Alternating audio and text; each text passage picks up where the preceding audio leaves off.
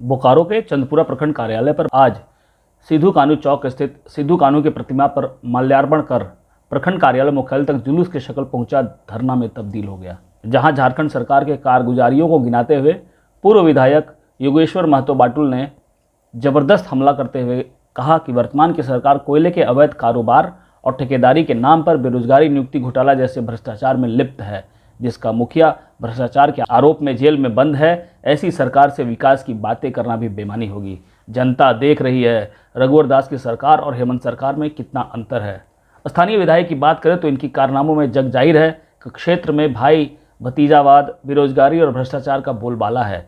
इसी के विरुद्ध एक दिवसीय धरना देकर अंचल अधिकारी के हाथों राज्यपाल के नाम ज्ञापन देकर महामहिम से राज्य की भ्रष्टाचारी सरकार के खिलाफ कार्रवाई की मांग की गई। डीएमएफटी का जो पैसा आता है वो पैसा पीसीसी रोड और दुनिया जहान में लूट हो रहा है।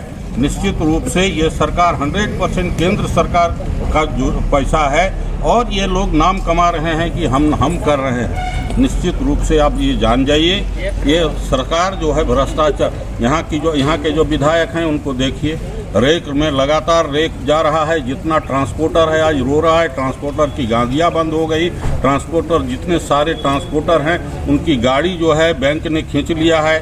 और इस तरह से ये क्षेत्र के अंदर में इतनी बेरोजगारी है, हाहाकार है लोगों को। आज देखिए, वो चाहे कर्मचारी चयन हो, चाहे जो तरह का चयन हो, उसमें जो पक्षपात है, सरकार खुद उस पर सौदेबाजी कर करके ये जो अभी हेमंत सोरेन जेल में गए हैं उनका मोबाइल फुटेज में भी ये बातें आई है कि कितना पैसा किस पोस्ट के लिए लेना है।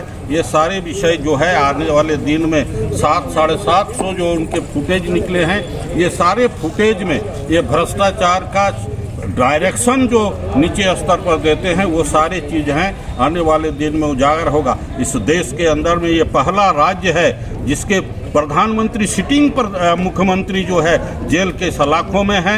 इसी तरह से इस राज्य जब से बना है और जब से झारखंड मुक्ति मोर्चा और कांग्रेस की सरकार, गठबंधन की सरकार यहाँ चली है, तब से इस राज्य को लूटने के सिवाय और कुछ नहीं किया गया है। आज भारतीय जनता पार्टी की जब 5 साल की रघुवर दास की सरकार थी, उस सरकार में विकास ही विकास दिखाई पड़ रहा है और हम समझते हैं कि अभूतपूर्व है।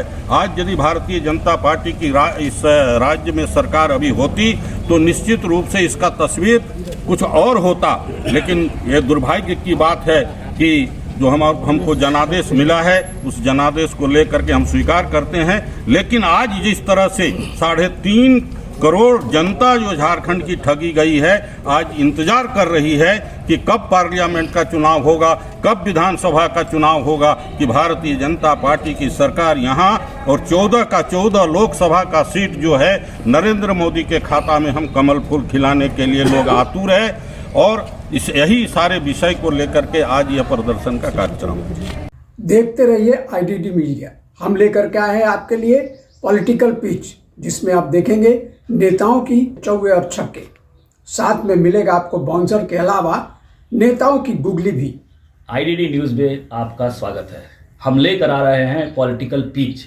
हम आपको नेताओं से मिलवाएंगे, वो रखेंगे अपनी बात जनता के सामने। अलग अलग नेताओं से मिलेंगे और उनके बारे में जानेंगे। बने रहें IDD मीडिया के साथ।